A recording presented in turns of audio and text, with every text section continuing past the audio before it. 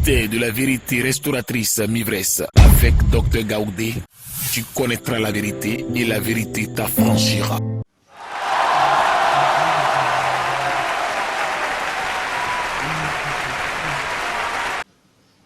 Je vous salue dans le nom de Jésus de Nazareth. On baisse la tête, demandez au Seigneur de nous enseigner. Papa, aujourd'hui encore, nous avons besoin de toi. Dieu miséricordieux, compatissant, lent à la colère, riche en bonté, en fidélité et en amour, nous avons besoin de toi. Nous avons besoin de la connaissance parce que tu as dit, mon peuple périt faute de connaissance. Nous avons besoin de la connaissance venant de toi. Alors, en ce jour, Seigneur éternel, aujourd'hui, parle à tes enfants que nous sommes. Utilise ton instrument et parle à toutes les nations. Glorifie ton nom. Au nom de Jésus. Amen. La parole d'aujourd'hui est tirée de Job. Job chapitre 1. On regarde dans la Bible. Job chapitre 1, verset 18 au verset 19. Et la parole de Dieu dit. Job chapitre 1, verset 18 au verset 19. Que nous dit cette parole ce matin? Il parlait encore. Voilà, il parlait encore. Lorsqu'un autre vint et dit, tes fils et tes filles mangeaient et buvaient du vin dans la maison de leur frère aîné. Et voici un grand vent est venu de l'autre côté du désert et a frappé contre les 4 coins de la maison. Elle s'est écoulée sur les jeunes gens et ils sont morts. Et je me suis échappé moi seul pour t'en apporter la nouvelle. Amen. Amen.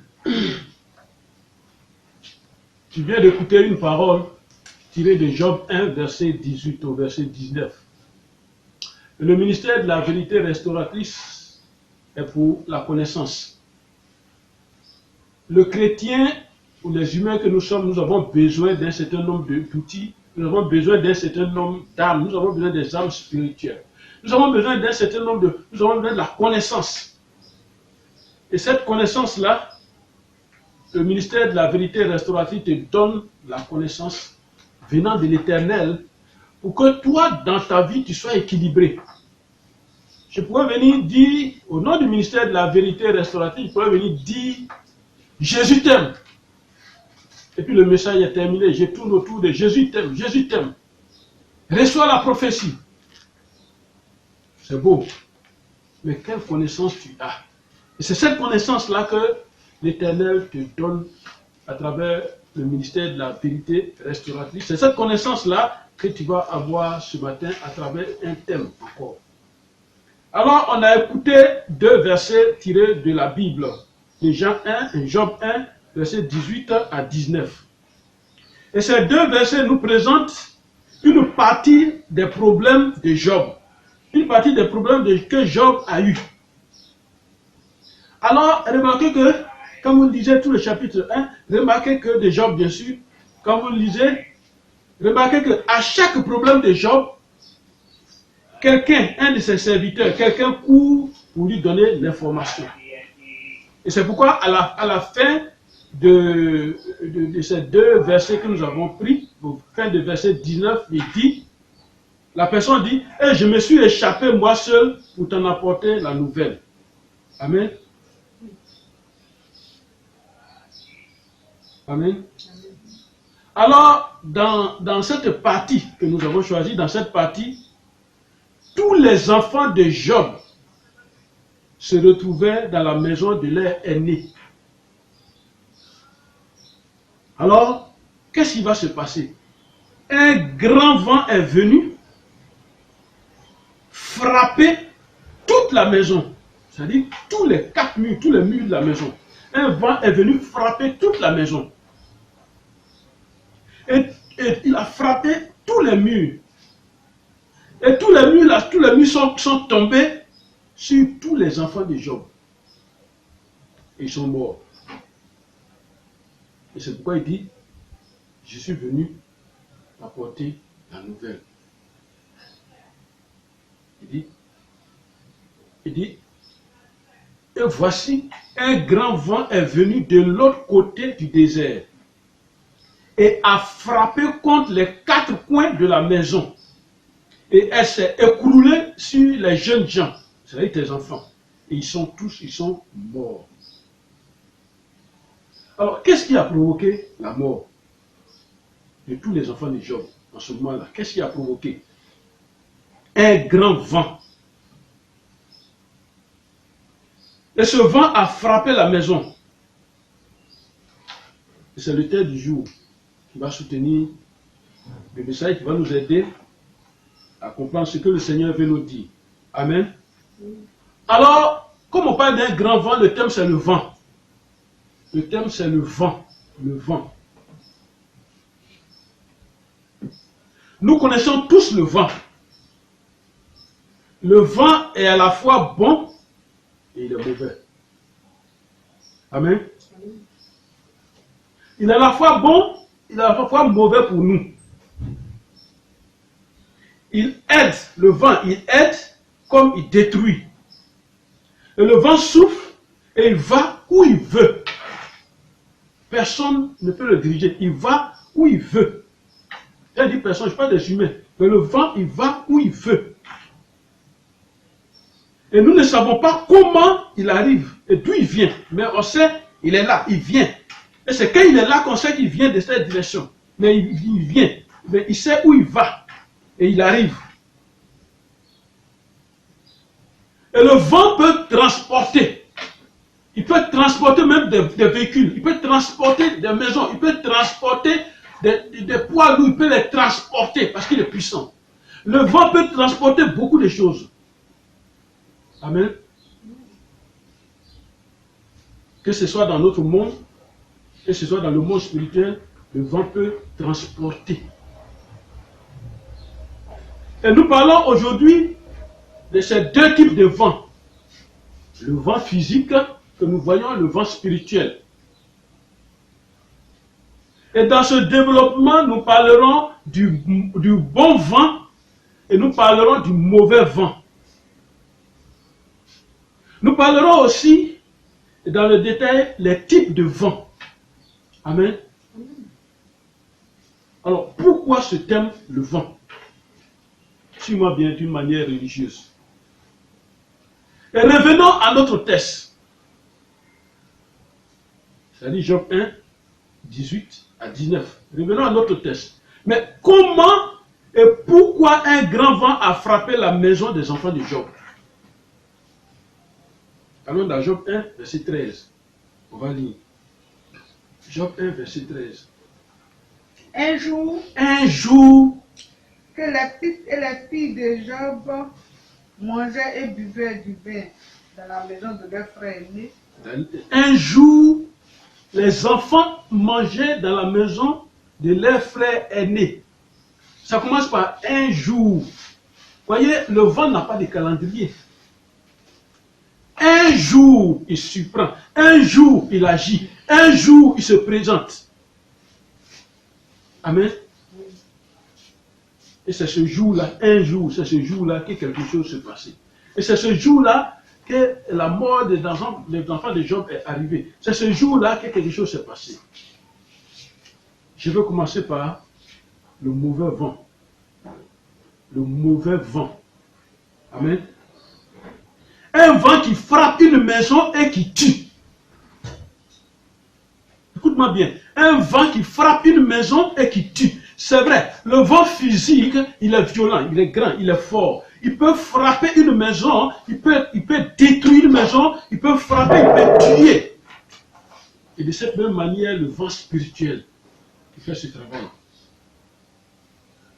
Bien qu'on ne le voit pas, mais on le sent. Et on voit que c'est lui qui détruit ce vent-là. Ce vent est physique. On ne le voit pas. Mais sa force, on sent sa force.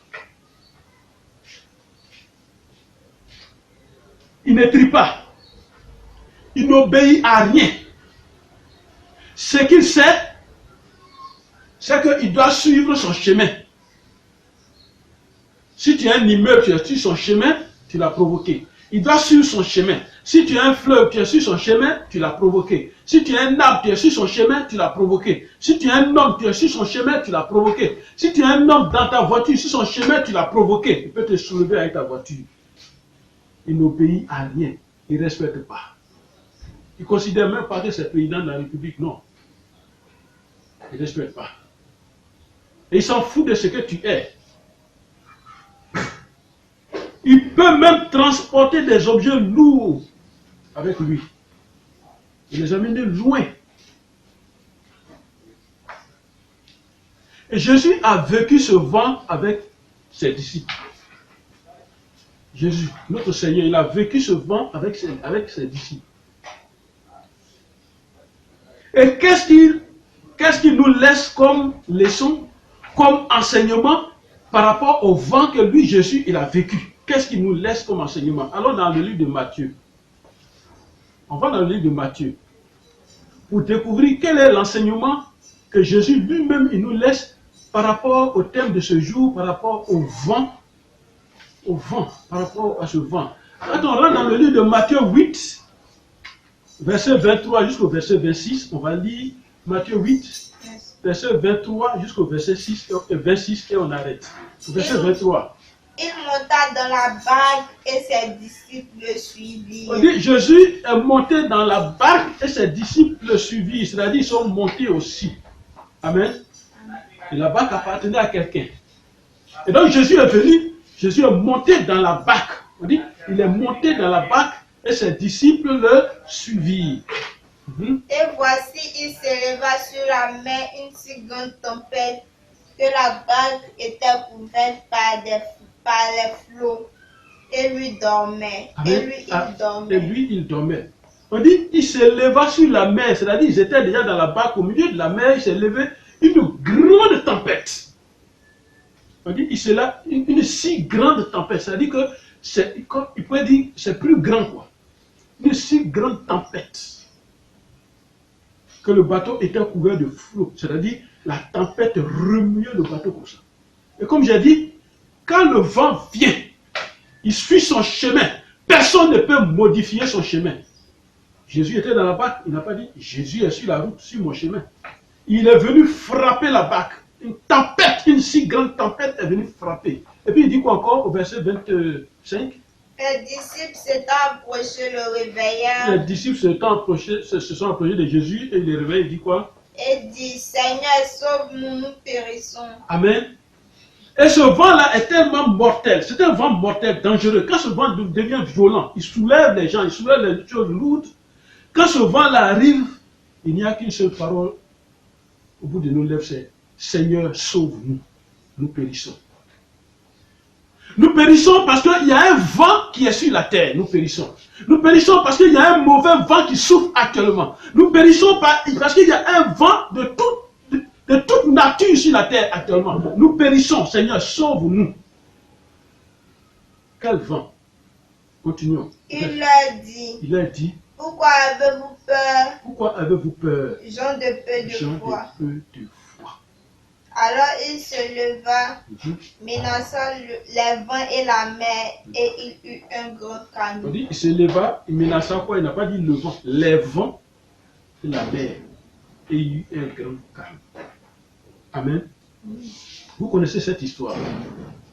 Donc Jésus, dans la barque sur l'eau, il y a une grande tempête qui était sur le point de renverser la barque. Et qu'est-ce que Jésus a fait? Quand on a sollicité, les disciples ont sollicité l'intervention de Jésus-Christ. Vous voyez, la Bible nous donne des enseignements chronologiques. Il y a problème. Et vous pouvez dire comment on marche avec Jésus tous les jours. Bon, nous, on va faire quelque chose, on va prier. On va faire. Il y a des problèmes où on a besoin de l'intervention du Seigneur. Il y a des situations où tu as besoin de l'intervention du Seigneur lui-même. Et c'est là maintenant, on va voir ce que tu as appris à l'église. C'est là, on va voir les enseignements que le Seigneur t'a laissés. Qu'est-ce que tu en fais? Amen. La barque était au point de se renverser. Et quand ils ont dit à Jésus, qu'est-ce que Jésus a fait? Jésus a menacé les vents. Il a menacé les vents. Je te donne un exemple. Un enfant, ton enfant, un petit enfant prend un verre cassable et puis il a ça en main. Est-ce que tu vas lui dire, Papou, dépose le verre? Parce que tu sais que c'est un verre cher et il est cassable, il est dans la main de l'enfant. Et puis il s'amuse à tu vas dire, bébé, dépose le verre. Mais il va casser. Il faut le menacer. Ne prends plus ce verre, dépose. Et l'enfant prend le verre, il dépose le verre tranquillement. C'est comme ça, on menace le vent. Jésus a menacé les vents. Parce qu'il s'est levé, quand on lui a dit, Jésus a menacé les vents, et on dit quoi? Il a eu un calme. Amen. Veux-tu un calme dans ta vie? Les vents sont en train de tout mélanger dans ta vie. Veux-tu un calme dans ta nation? Veux-tu un calme? Menace ce vent. Nous n'avons pas affaire aux hommes. La parole de Dieu nous dit, notre combat n'est pas d'homme à homme, mais c'est dans le spirituel, là, nous combattons. Qu'est-ce que tu attends pour menacer le vent? Le vent. Il dit, il a eu un calme. Et nous vivons des tempêtes qui bouleversent toutes nos vies, tout dans nos vies.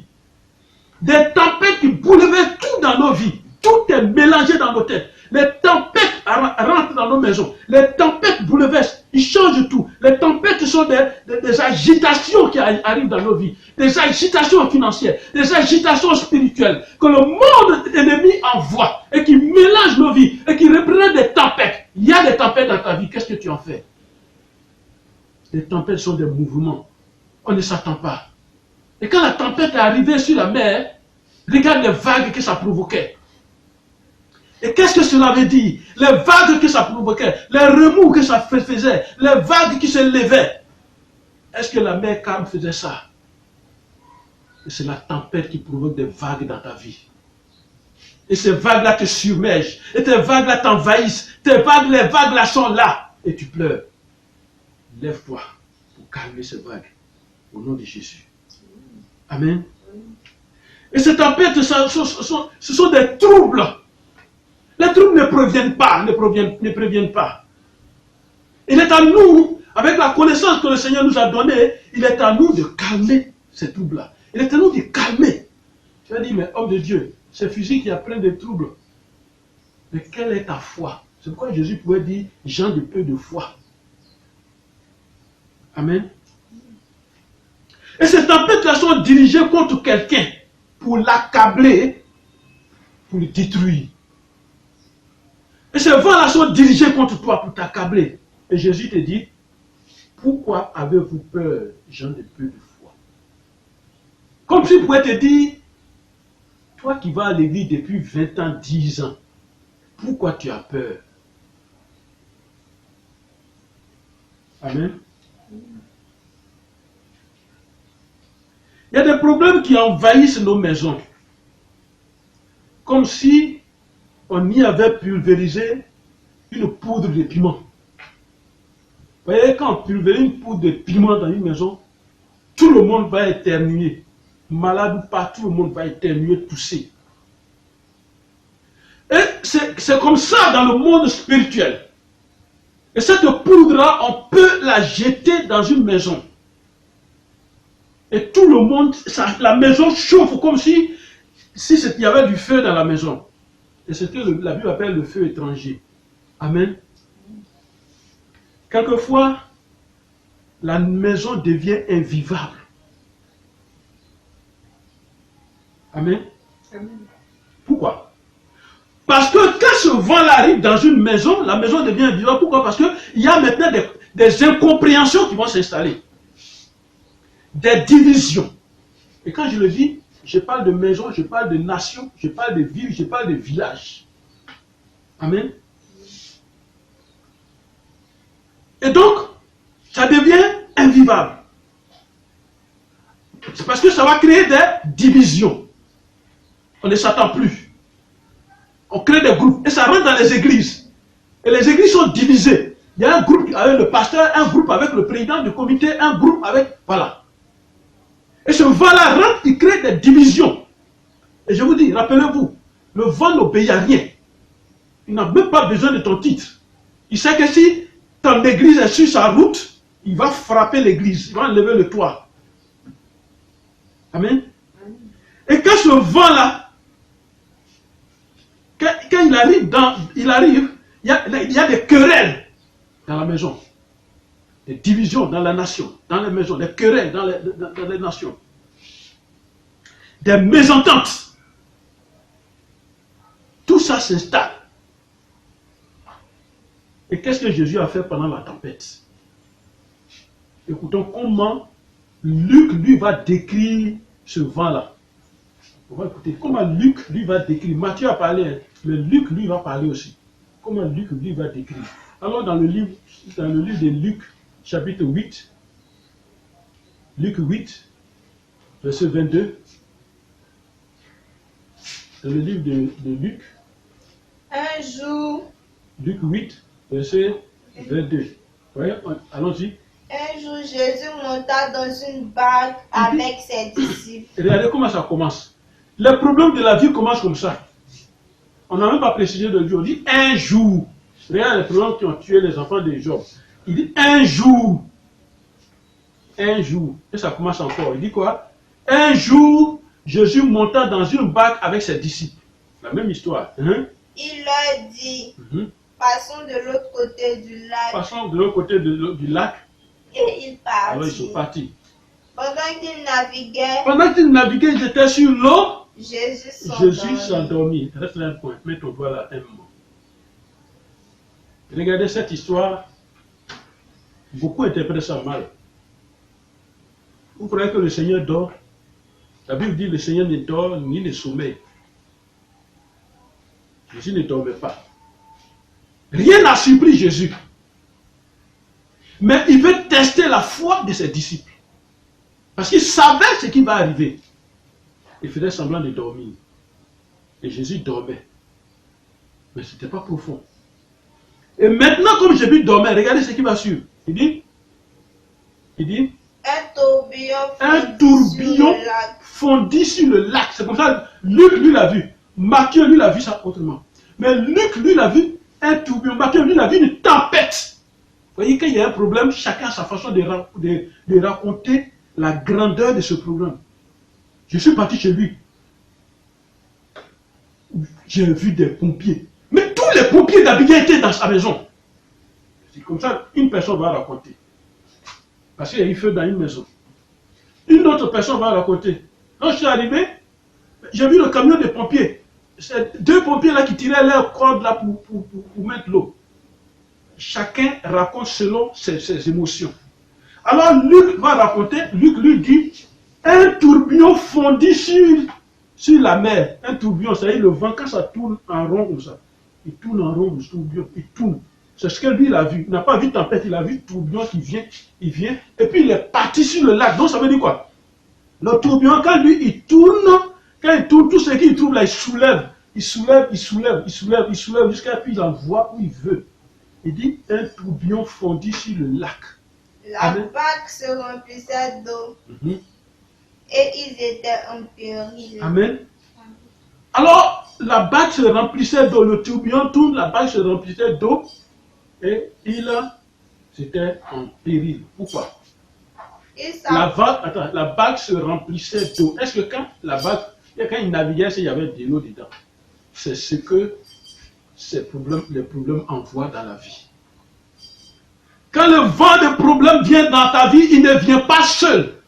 C'est qu'il a pris la barque, il a transporté, il envoie, en frappant ta maison, il laisse ça dans ta maison, il continue son chemin, il frappe encore, il laisse l'autre là-bas. Ce tourbillon a envoyé l'eau dans la barque pour les détruire. Amen. On continue au verset 24. Ils s'approchaient et le réveillèrent en disant. De la même façon, ils vont réveiller Jésus, ils vont dire quoi?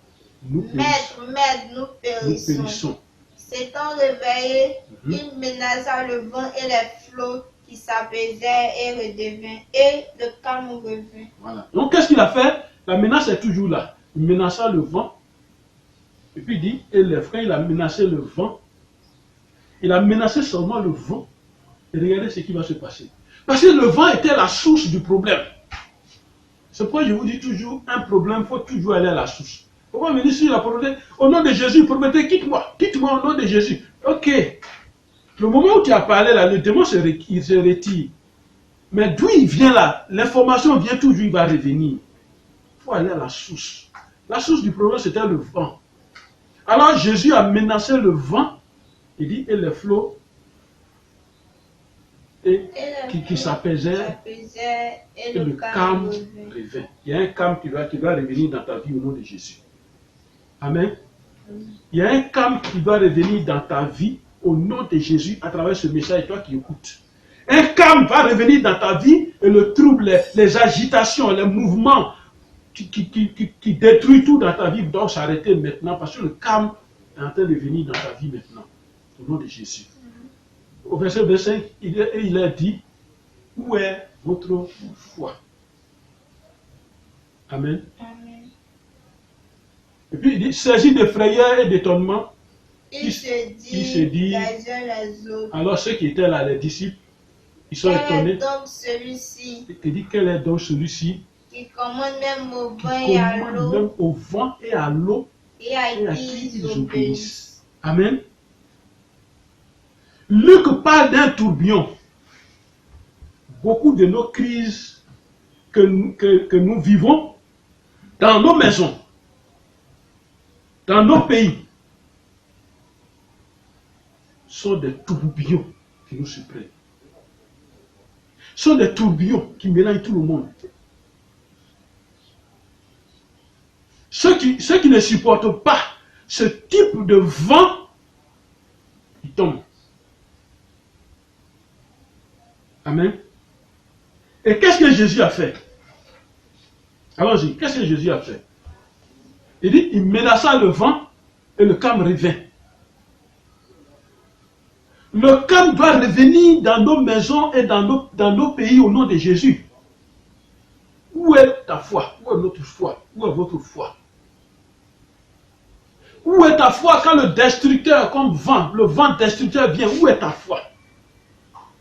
Je te parle du vent mystique. Je te parle du vent spirituel.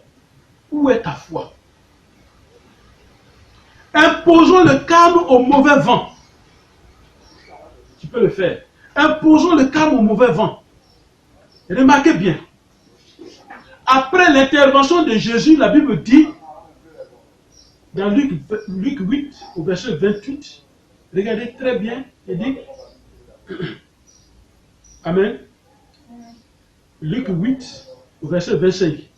Regardez, après l'intervention, regardez ce qu'ils vont dire.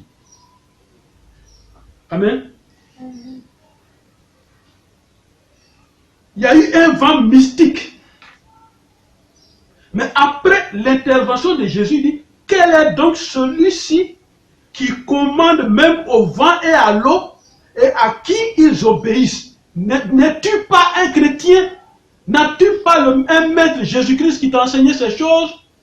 Il faut qu'un jour qu'on te dise quel est donc celui-ci qui commande même au vent et à l'eau et à qui ils obéissent.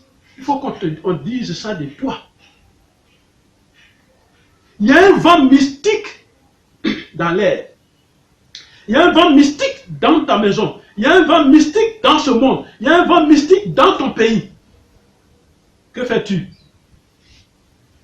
Voyez, Dieu parle tantôt d'une manière, tantôt d'une autre, on ne fait pas attention. Quand j'écoutais un chanteur de reggae, Bob Marley, il a parlé de ce vent mystique que nous vivons actuellement, le coronavirus. Quand tu réécoutes ce morceau sur Natural Mystic, il dit, very natural mystic blowing in the air, no tell no lie. Il dit, je ne mens pas, il y a un vent mystique dans l'air. If you listen carefully now. Si tu écoutes attentivement, tu vas comprendre qu'il y a un vent mystique. Et ce vent mystique est arrivé sur la terre, il y a un vent mystique. Mon frère, ma soeur. Allons voir comment Marc voit ce vent. Marc 4. Allons dans le livre de Marc 4. Marc 4. Matthieu a vu. Luc a vu. Comment Marc, lui, va voir? Comment Marc va voir? Marc, chapitre 4, au verset 35.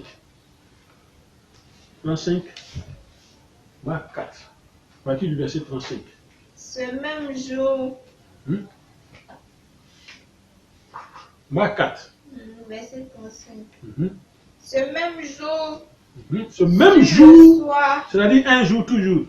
Sur le soir, lui précise maintenant, Jésus leur dit, Jésus leur dit, passons à passons l'autre à bord. l'autre bord. Après avoir envoyé la foule, Après avoir envoyé la foule, ils l'emmenèrent dans la barque où il se trouvait. il Il y avait aussi d'autres barques. y avait aussi d'autres barques avec lui. Suivez bien. Il y avait aussi d'autres barques avec lui. Maintenant, regardez ce qui va se passer. Les autres n'ont pas parlé des autres barques, hein. Ils ont parlé de leur barque seulement. Mais là, Jésus était dans la barque. Ça, c'est Marc qui nous décrit maintenant. Jésus était dans la barque avec ses disciples. Mais il dit, Marc qui raconte, il dit, il y avait aussi d'autres barques. Mais pourquoi il y avait aussi d'autres barques? Continuons la lecture. Il se leva un grand tourbillon Un grand tourbillon. et les flots se jetaient dans la barque, au point qu'elle se remplissait déjà. Voilà. Donc, vous voyez, il y avait d'autres barques. Mais la barque dans laquelle Jésus était avec ses disciples était sur le chemin de ce mauvais vent-là, de ce vent violent, de ce grand tourbillon. Et c'est pourquoi eux, ils n'ont pas été touchés. Dans la vie, ta maison peut être parmi les autres maisons dans le quartier. Tu as des voisins. Mais le vent maléfique, le vent de destruction, le vent des ténèbres peut rentrer dans ta maison et puis ne pas toucher les autres. C'est toi seul. Il gâte ta télévision. Il gâte ton frigo. Il gâte tout dans ta maison. Je ne te parle pas d'un vent qui souffle, que tu attends. Mais c'est un vent mystique qui vient. Et ce vent souffle. Et c'est pourquoi il dit, il y avait d'autres barques. Mais c'est la barque dans laquelle Jésus était avec ses disciples. C'est ça qui a eu problème. Alors il se leva un grand tourbillon. Vous l'avez, un grand tourbillon. Et les flots se jetaient dans la barque au point qu'elle se remplissait déjà. Amen. Amen. Oui. Marc a vu un grand tourbillon. Alors, que fait Jésus? Jésus a dit quoi? Et lui, il dormait à la poupe sur le coussin. Il le réveillait et il dit, Maître, ne t'inquiètes-tu pas de ce que nous périssons? S'étant réveillé, Cela ne te fait rien de savoir que nous périssons. Étant réveillé, il a dit quoi? il menaça le vent et il dit à la mer, silence, tais-toi. Et le vent cessa et il y eut un grand calme. Voilà la leçon du jour. Ce que Jésus nous enseigne. Qu'est-ce qu'on appelle menacer? C'est ça là. Quand Jésus s'est réveillé, il a prononcé parole. Il a regardé le vent, il dit silence! Il n'a pas dit silence. Non, non, non. Non, non, non. Quand tu veux menacer, tu ne dis pas silence. Silence! Et puis il a dit encore quoi? Tais-toi! Il parle au vent. Tais-toi! Les choses se mélangent dans ta maison, tu ne comprends pas, il y a des confusions. Dans ta maison, tu ne comprends pas. Lève-toi, tu dis silence à la confusion. Silence à ce vent, tais-toi! Et puis le vent se tait. Il y a eu un calme. Quand Jésus a parlé, le vent n'a plus bougé. Il y a eu un calme. Et le vent cessa. Et il y a eu un grand calme. Marc a vu un grand calme. Les autres disent, il y a eu un calme. Un grand calme. Silence! Tais-toi! Et le vent cessa. Et il a dit, pourquoi avez-vous peur? Chrétiens, pourquoi avez-vous peur? Amen. Il dit, silence. Silence. Tais-toi.